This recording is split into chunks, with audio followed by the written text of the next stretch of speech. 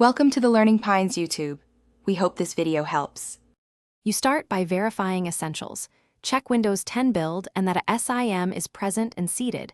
This matters because drivers behave differently by build. Next, sign in as an administrator so you can change device settings and drivers.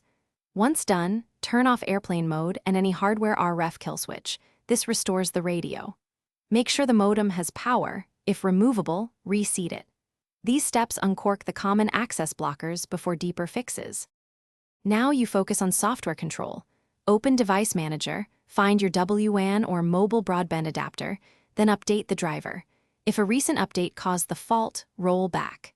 After that, open Services and ensure radio management and WAN auto-config are set to automatic and are running. These orchestrate the cellular stack. Once configured, perform a network reset to clear corrupt profiles, then reinstall modem firmware or carrier profile if Windows still won't detect the network. Finish by rebooting and testing. Verify APN and operator settings under Cellular Advanced Options. Incorrect APN can block registration. Use NetMBN Show Interfaces and Event Viewer to capture diagnostic logs. These reveal registration, authentication, and attach errors.